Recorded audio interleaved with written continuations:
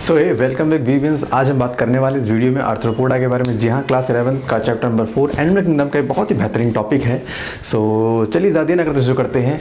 Hello दोस्तों, मैं हूँ विनय और आप देखें मेरा यूट्यूब चैनल विनय बायोलॉजी। तो यार हमारा जैसे कि लास्ट तक वीडियो जो था हमारा एनिडा तक हो गया था, तो आज बात करेंगे आर्थ्रोपोडा के बारे में। तो आर्थ्रोपोडा ना एक ऐसा ग्रुप है, देखो इसका नाम, पहली बात तो आर्थ्रोपोडा रखा क्यों गया, पहले आप ये समझिए इसका नाम आर्थ्रोपोडा डाला क्यों गया। यहाँ पे आर्थ्रोपोडा का नाम आर्थ्रोपोडा में रखने का मतलब ये है, यहाँ पर एक वर्ड आता है आर्थ्रो। आर्थ्रो मीन्स होता है जॉइंट। क्या होता है? Joint. And poda stand for leg. Poda का मतलब क्या होता है? पोडा का मतलब होता है leg. So they have jointed leg, मतलब इनके पैर को देखोगे ऐसा लगता है जैसे स्प्रिंग रोल है। स्प्रिंग रोल को आप बहुत सारे टुकड़ों में काट दीजिए, फिर स्प्रिंग रोल को आप मान लीजिए जैसे मर्जी करके जोड़ देते हैं। तो जैसे आप स्प्रिंग रोल को जोड़ रहे हैं तो हम क्या बोलेंगे कि भैया जी ये जो आपने स्प्रिंग रोल जो दिया है आपने, ये टुकड़ों में जोड़ जोड़ के दिया है। जैसे स्प्रिंग रोल को आप काट के टुकड़ों में जोड़ देते हैं, तो ऐसे ही इनके जो पैर होते हैं वो टुकड़ों में होते हैं। क्या होते हैं? They have jointed legs. इनके लेग्स क्या होते हैं? जॉइंटेड होते हैं। सो दैट्स हम क्या बोलते हैं? They have jointed appendages known as Arthropoda. इसको बोलते हैं लार्जेस्ट फाइलम, मतलब इससे बड़ा फाइलम पूरे एनिमल किंगडम में नहीं है। कभी कभी सवाल पूछते हैं क्यों ये इतना बड़ा फाइलम बना, रीज़न क्या है। देखो जो आपका इसमें जो आर्थ्रोपोडा है, लगभग more than 9 lakh of species जो हैं वो पाई जाती हैं इन आर्थ्रोपोडा। रीज़न क्या है कि इनकी इतनी बड़ी आबादी क्यों है? कारण है इनकी जो बॉडी होती है, इनकी बॉडी के ऊपर एक हार्ड शेल होती है, एक हार्ड कवरिंग होती है जो इनकी बॉडी को प्रोटेक्ट करता है। और वो जो शेल इनकी बॉडी को, शेल में कह लें कवरिंग के लिए, जो इनको प्रोटेक्ट करता है, ये बना होता है काइटिन से। किससे बना होता है? काइटिन से। So we can call it, this is the chitinous exoskeleton which cover up the insects body. तो जिसको कवर करने का काम करता है। अब ये काइटिन से बना हुआ स्केलेटन है जिसे हम बोलते हैं काइटिनस एक्सोस्केलेटन। एक्सो मीन्स बाहर है, क्योंकि बॉडी के बाहर है, दैट्स वाई एक्सो हो गया। और क्योंकि बॉडी को एक शेप दे रहा है, दैट्स वाई स्केलेटन तो होगा। सो ये जो काइटिन का बना एक्सोस्केलेटन है, ये क्या करता है? ये कहीं ना कहीं इसे प्रिवेंट करता है इंजरी से। लेट्स सपोज कि आपने अगर इंसेक्ट्स को, जो कि आर्थ्रोपोडा के अंदर आते हैं, आपने उसे मारने की कोशिश करी, आपने कॉकरोच को पैर से दबाया होगा, ये आसानी से मरते नहीं है। चींटियों को देखो बॉडी कितनी हार्ड होती है ना। तो इनकी बॉडी पे ना एक हार्ड कवरिंग होती है जो कहीं ना कहीं एक नॉर्मल इंजरी से इनको डेड होने से प्रिवेंट करता है। तो क्योंकि ये नॉर्मली मरते नहीं हैं, नहीं मरने का कारण क्या है कि इनकी बॉडी को एक भगवान ने ऑलरेडी एक बुलेट प्रूफ जैकेट दे रखी है। सो क्योंकि ये जो काइटिनस एक्सोस्केलेटन है, इसकी वजह से इनका डेथ रेट क्या होता है? डेथ रेट होता है कम।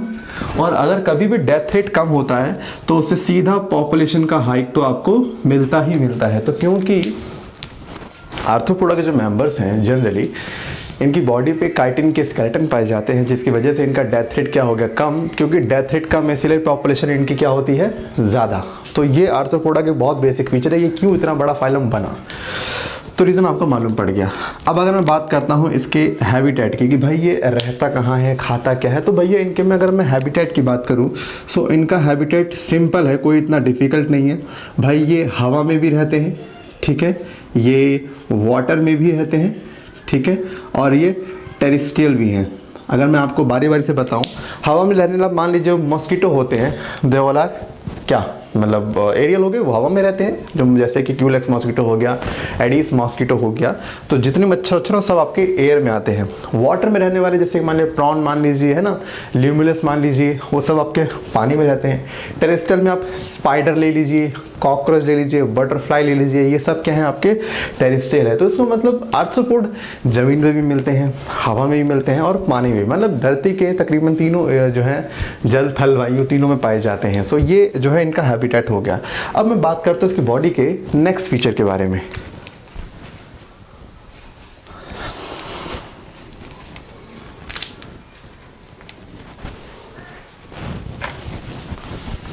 तो आइए बात करते हैं इसके नेक्स्ट फीचर के बारे में। तो इनका हो गया हैबिटेट। अब हम इनकी बात करते हैं बॉडी के सिमेट्री की। तो देखो ये चीज़ तो आपको पहले से पता है, मैं आपको क्या बताऊं। सिमेट्री इसकी होती है बायलेटरल सिमेट्री, माने बॉडी में एक ही एक्सिस है जहां से आप इनको इक्वली हाफ में डिवाइड कर सकते हो।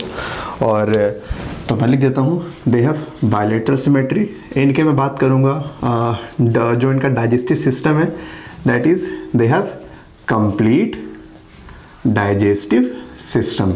ठीक है। So they have complete digestive system, और इनके अंदर जो खाना है वो सेल के बाहर डाइजेस्ट होता है। तो जब कभी खाना सेल के बाहर डाइजेस्ट होता है, मान लीजिए सेल ये रहा और फूड ये रहा, अब मान लीजिए फूड अगर सेल के बाहर डाइजेस्ट होगा तो इसे हम क्या बोलेंगे, इसे बोलेंगे एक्स्ट्रा सेल्यूलर डाइजेशन।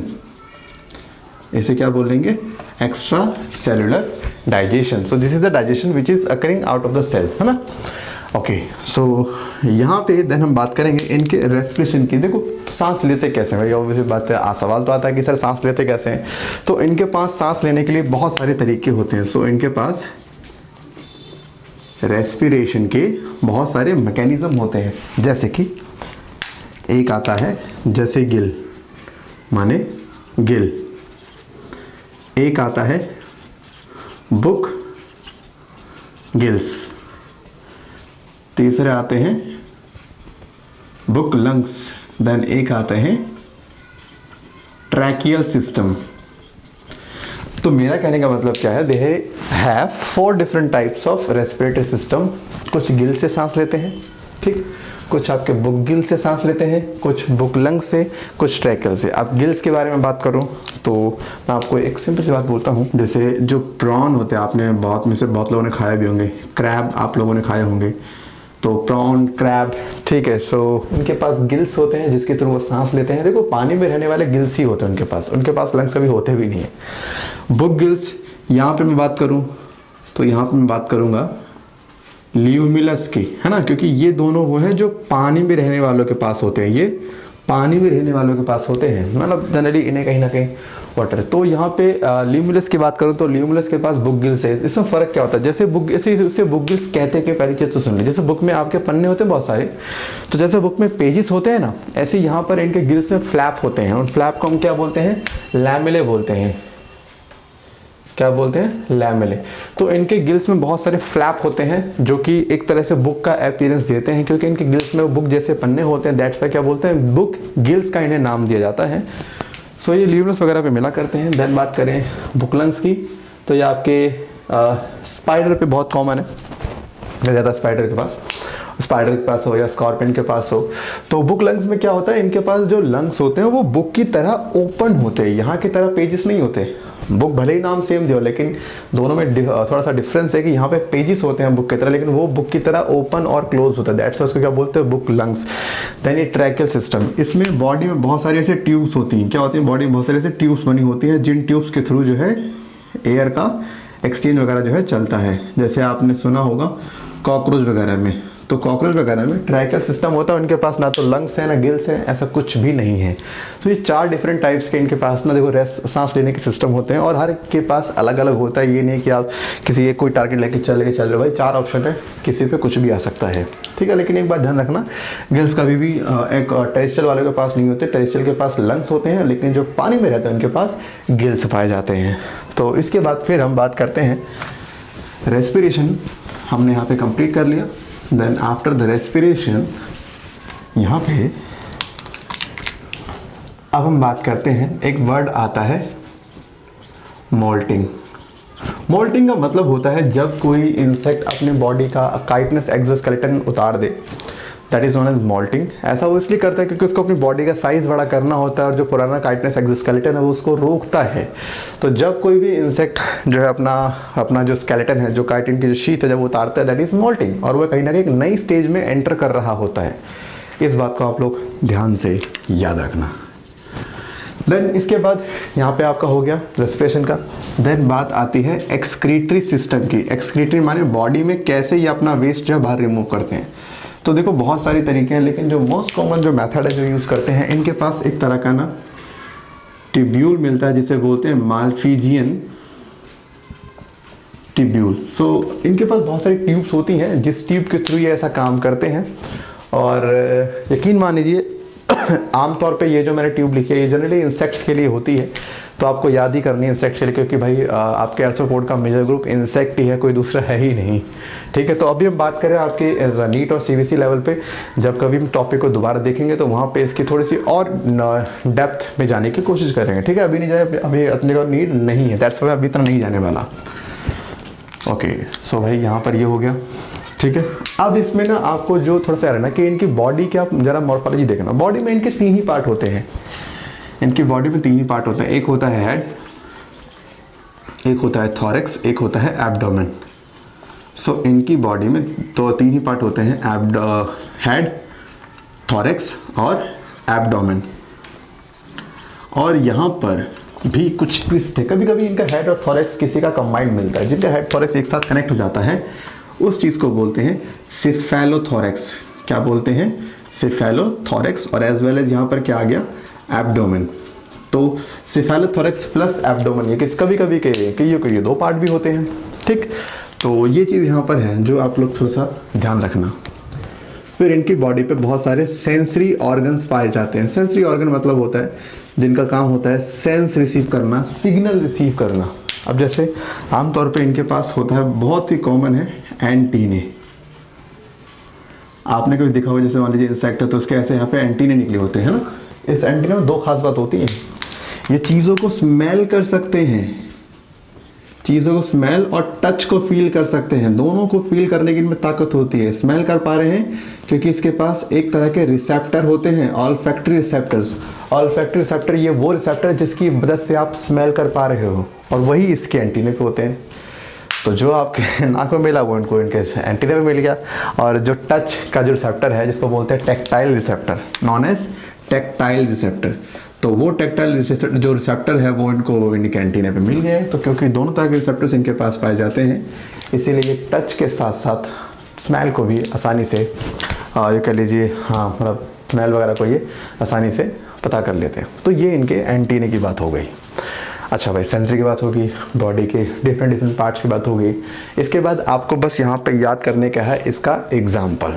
देखो ये तो मुझे बताने की ज़रूरत नहीं है कि ये जो है मतलब बहुत डाइवर्सिफाई हैं, इनके बहुत डिफरेंट ग्रुप्स होते हैं। और कभी भी आर्थ्रोपोड का जिक्र हो तो उसकी हमेशा मेन ग्रुप का आप नाम याद रखेंगे, जो है आपका क्या? Insecta class. बहुत इंपॉर्टेंट है। मतलब ये मान लो कि 10 आर्थ्रोपोड में से 7 आपको इंसेक्ट ही मिलेंगे, माने 70% of the arthropod group has been occupied by the group known as Insecta. ठीक है, तो इंसेक्टा ने इसका ग्रुप जो है वो ऑक्यूपाई कर रखा है। सो ये था आपका पूरा एक आर्थ्रोपोडा के बारे में। बाकी एग्जाम्पल्स में आपको थोड़ा सा मजा आ रहा होता, तो एग्जाम्पल बहुत मीन इसके यार। एग्जाम्पल्स में मैं आपको दिखाता हूँ।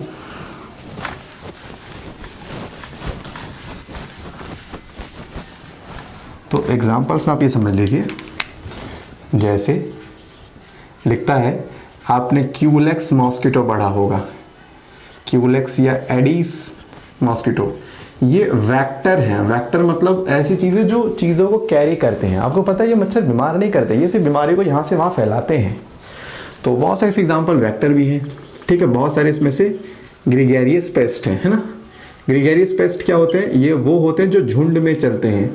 आपको पता है लॉकस्ट, है ना, लॉकस्ट जो होते हैं आपके, जो जिन्हें आप ड्रैगन बोलते हो ना, ड्रैगन फ्लाई जो बोलते हो, तो वो हर एक तरह के जो टिड्डे होते हैं वो आपके जिम्मे, तो हमेशा ग्रुप में उड़ते हैं, वो कभी अकेले उड़ते ही नहीं है। और जब भी उड़ते हैं तो पूरी फसल ख़राब कर देते हैं।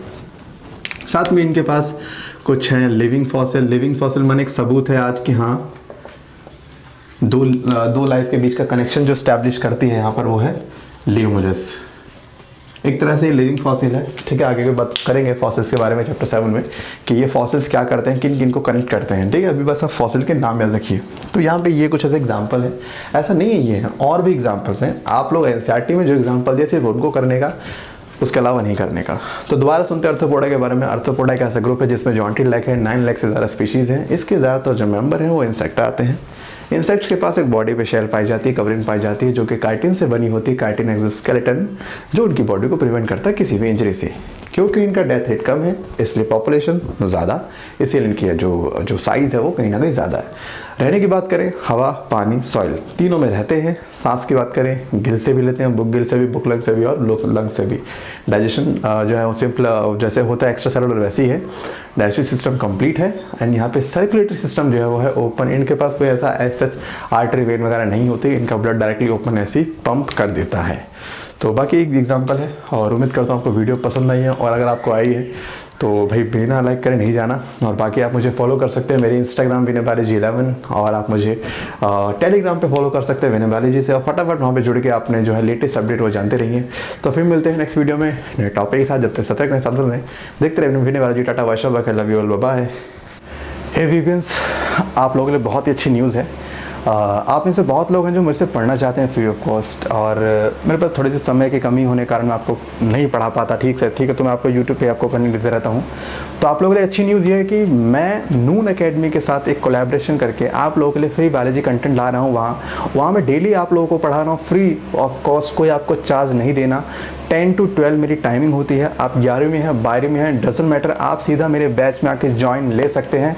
आपको करना क्या है, मैं आपको नीचे लिंक दे रहा हूँ, लिंक पे क्लिक करिए। जैसे क्लिक करेंगे मेरे बैच में ज्वाइन हो जाएंगे। और इतना ही नहीं भाई, अपने जितने दोस्त हैं उनको भी बोल दो be a part of VBN। ठीक, तो VBNs बनने का आपका बहुत अच्छा मौका दे रहा हूँ मैं, फ्री ऑफ कॉस्ट, कोई चार्ज देना नहीं, और बिल्कुल आपको जैसे क्लास में पढ़ाते बिल्कुल वैसा ही पढ़ाया जाएगा। तो बस नीचे लिंक दिया, फटाफट क्लिक करो, फिर मिलते हैं। Okay bye.